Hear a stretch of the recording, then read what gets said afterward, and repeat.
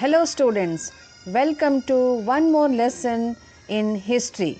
Today we are going to take up the journey to Vijayanagara. Let's start with the new chapter called The Kings of Vijayanagara. In the previous chapter, we have read about warriors and chiefs who had established control over villages and how the Kakatiyas tried to bring them under their control and build a kingdom. The efforts of the Kakatiyas ended when the Delhi Sultans conquered Warangal. But soon another kingdom was built by a family of warriors who laid the foundations of a large empire called Vijayanagara or Karnataka.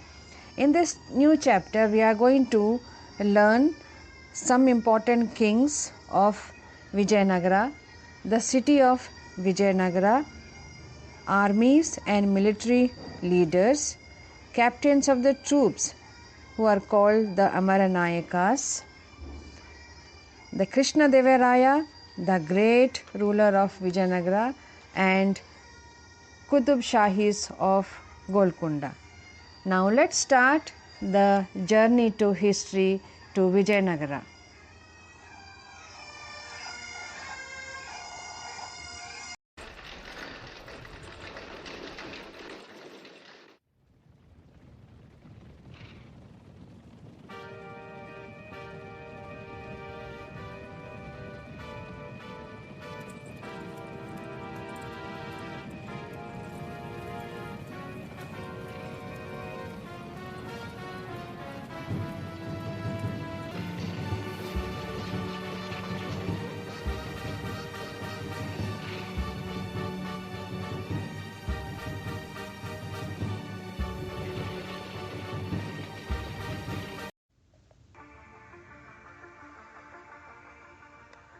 There was a great king called Sri Krishnadevaraya, the great ruler in Vijayanagara Empire, who ruled from 509 CE to 1529 CE.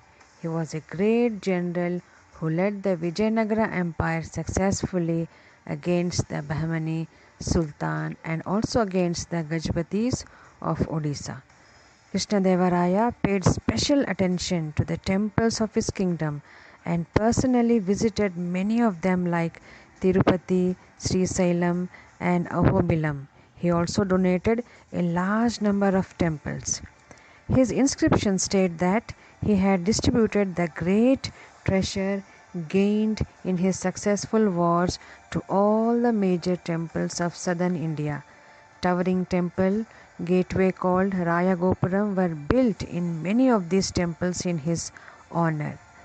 Krishnadevaraya was also a patron of Telugu literature and he himself composed the poetic work Amukta Malayadu on the life of Andal. The power of the Vijayanagara kings grew further during the time of Krishnadevaraya's successor Achyuta Devaraya and Alya Raya. You here in this picture, you can see the great, strong, powerful king Sri Krishnadevaraya in his palace.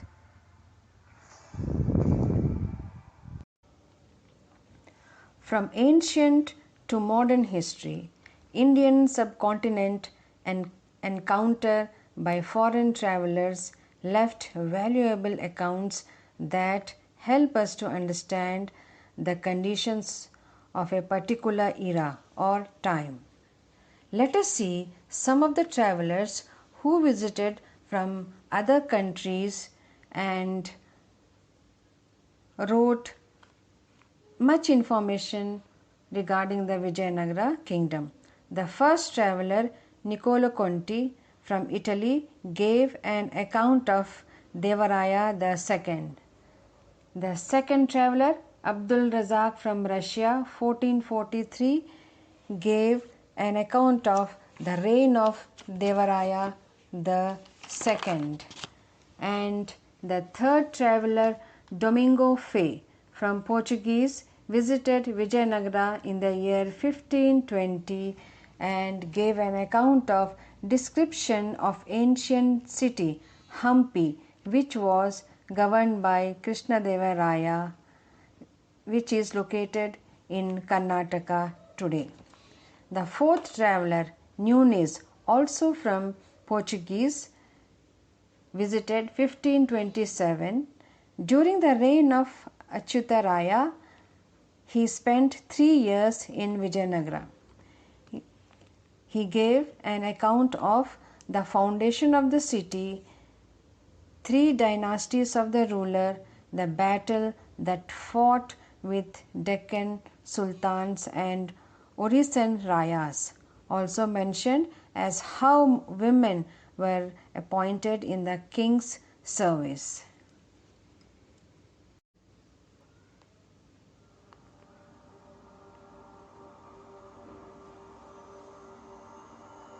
Let us see the city of Vijayanagaram. The city of Vijayanagaram was built on the banks of Tungabhadra next to the temple of Pampa Devi and Sri Viripaksha. Vijayanagara was the capital of Vijayanagara kingdom, also called Hampi Vijayanagaram. Hampi is in Bellary district in Karnataka. In these two maps, we can see the Vijayanagara kingdom, which is occupied the whole of South India. In the next picture, we can see the capital of Vijayanagara as Hampi in Karnataka.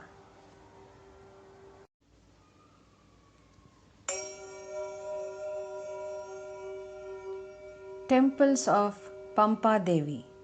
Sri Viripaksha temple in Hampi, which is in Bellary district in Karnataka, dedicated to Lord Virupaksha.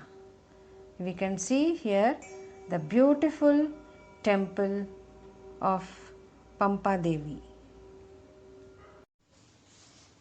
Now let us see the fortified walls of Vijayanagara. Vijayanagara was enclosed with great fortress walls.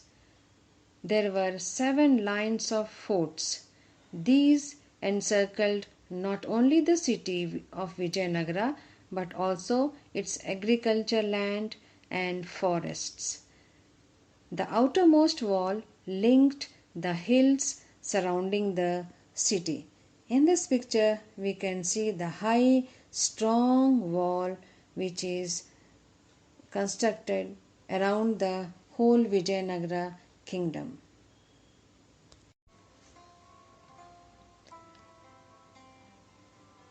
These are the beautiful streets full of fine houses, and these houses belong to merchants. The Portuguese traveler Fay described the city of Vijayanagara as the king has made a very strong city fortified with walls and towers. These walls are not made like those of other cities but are made of strong masonry, and inside very beautiful rows of buildings with flat roofs.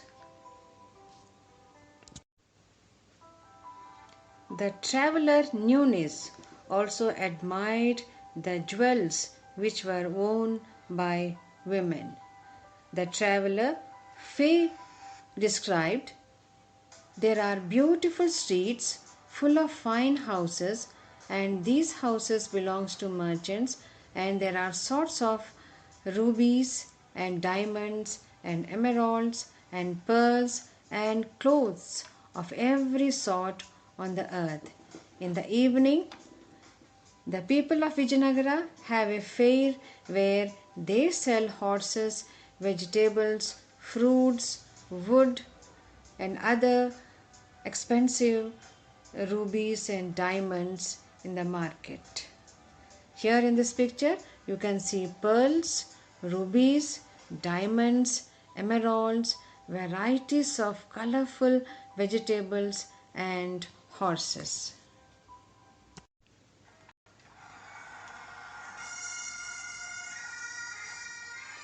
Armies and military. The Vijayanagara army consisted primarily of infantry, cavalry, and war elephants armed with bows and arrows, swords, and lances as its principal weapons. The rulers invested a lot of money in building their army power.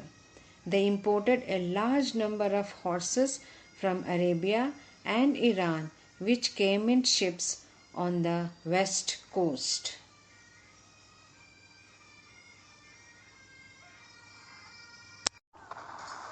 Let us see some more information about the army and the military power in Vijayanagara. Vijayanagara rulers invested a lot of money in building their military powers. In those days, guns and cannons had been newly introduced. The Vijayanagara kings started using guns and cannons in their forces. The combination of firearms and cavalry, that is, horse riders, made them one of the most powerful armies in India. You can see the pictures of cannons and the cavalry.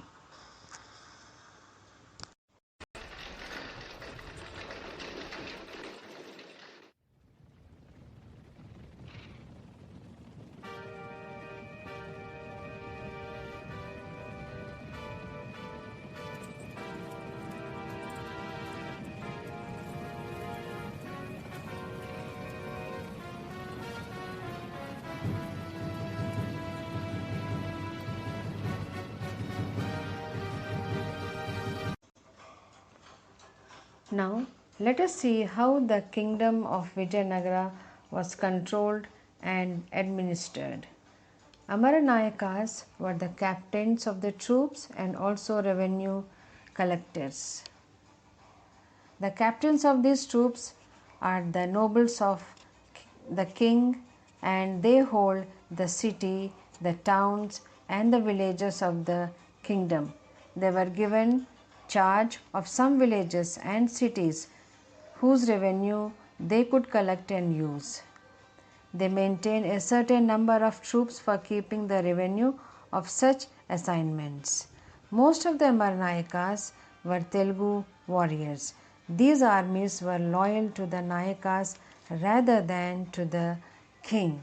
Some of them were so powerful that when a king died, they took control of power in their own hands and themselves became kings.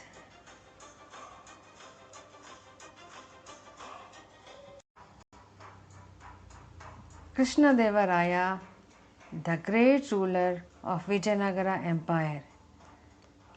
Krishnadevaraya ruled from 509 CE to 529 CE. He led successfully against the Bahmani sultans and the Gajapatis of Odisha.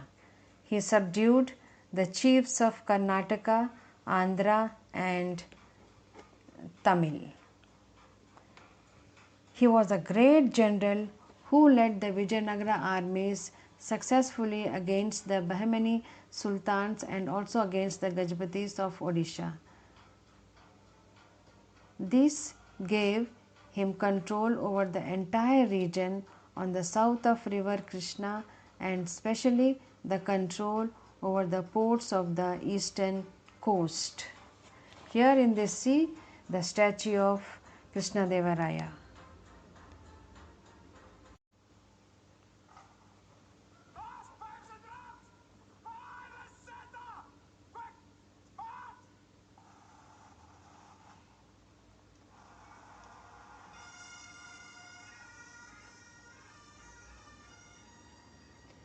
During this period, the Portuguese had established their power over some ports of the western coasts like Goa.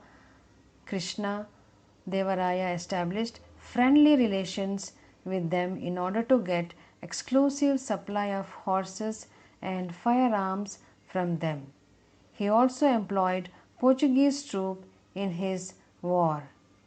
In this picture, you can see the massive and strong army of Vijayanagara.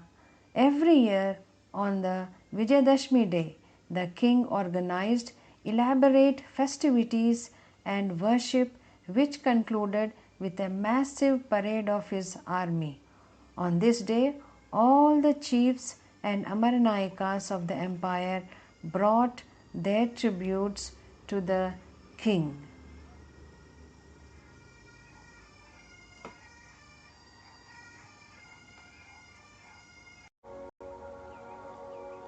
Let us see the inscriptions of Krishnadevaraya.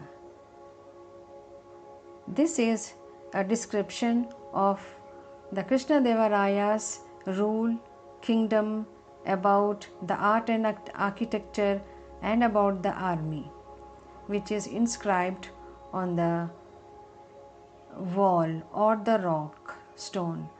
The king distributed the great treasure gained in his war to all the temples of South India.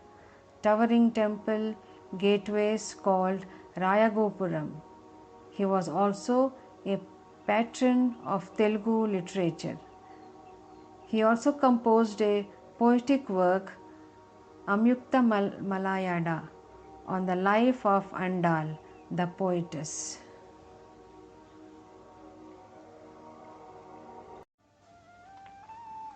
Krishnadevaraya was also a lover of Telugu literature, and he himself composed the poetic work Amyukta Malayada on the life of Andal, the Tamil Bhakti poetess. He appointed 8 poets in his court who are popularly known as Ashtadiggajas. They are Alasani Peddanna, Mukku Timmanna, Durjati, Ramaraja Bhushana, Tenali Ramakrishna, Pingali Suranna, Ayala Raju Ramachandrudu, and Madayagari Mallanna. In this picture, we can see Krishnadevaraya sitting on the throne, and the all 8 poets are discussing with the king in his court.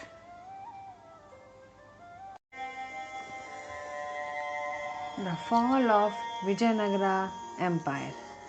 Bahmani Sultanate was the Persian Muslim empire of the Deccan in South India.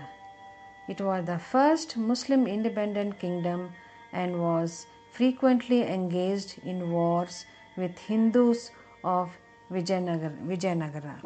As the Bahmani rulers were unable to fight the Vijayanagara individually, by 1556 AD, all the 5 Bahmani kingdoms joined together and defeated Ramaraya in Rakkasi Tangadi War, also known as Talikota War.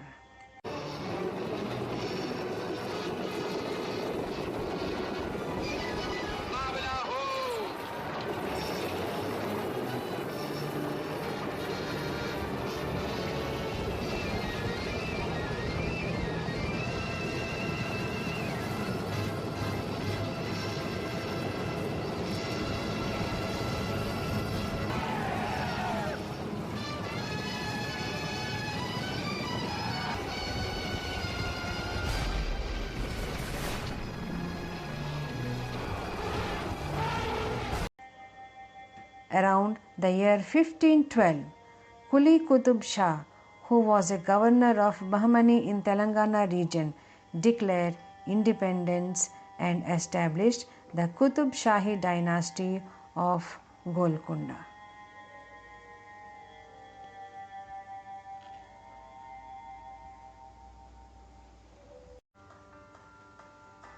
Now let us see art and architecture of Qutb Shahi dynasty.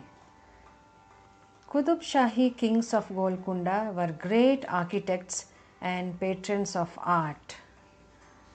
Ibrahim Qutb Shah built Hussain Sagar Lake in 1562. It became main source of drinking water to Hyderabad. Another tank at Ibrahimpatnam was also built by him. Purana Pul is also built by him across river Musi.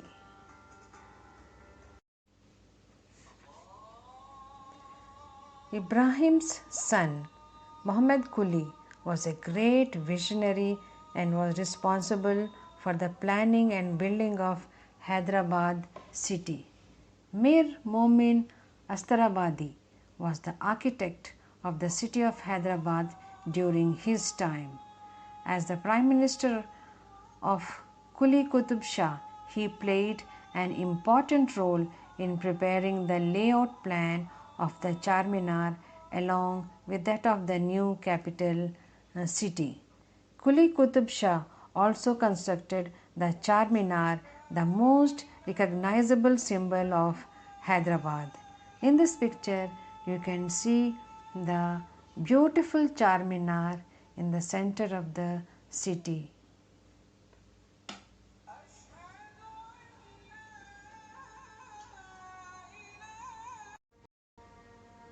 The tombs of the 7 Qutb Shahi rulers in the Ibrahim Bagh are located close to the Golconda Fort. The tombs mark a unique architecture and style which is a mixture of Persian and Hindu. The 7 rulers of Qutb Shahi are Quli Qutb Shah, Jamshed Quli, Ibrahim Qutb Shah, Muhammad Quli Qutb Shah, Muhammad Qutb Shah, Abdullah Qutb Shah, and the last ruler Abdul Hassan Tana Shah. These are the tombs of these 7 Qutb Shahi rulers. End of the Qutb Shahi dynasty. The Mughals were keen on conquering this wealthy kingdom and eventually succeeded under Aurangzeb when he captured the fort of Golconda in the year 1687. In the inside picture, you can see the picture of Aurangzeb. And we can also see the broken Golconda fort.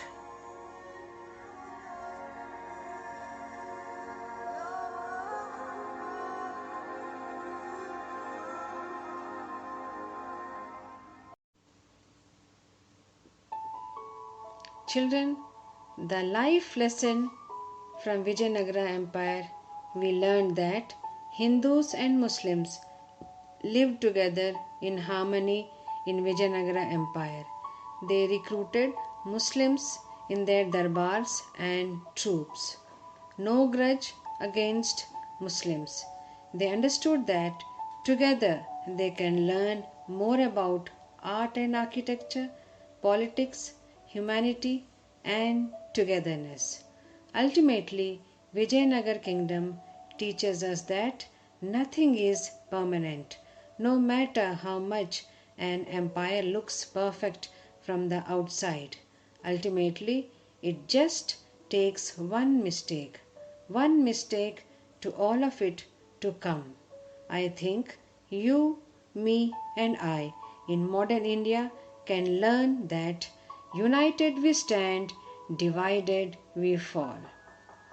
So, children, with this we have finished this lesson. Stay home, stay safe. Thank you. God bless you.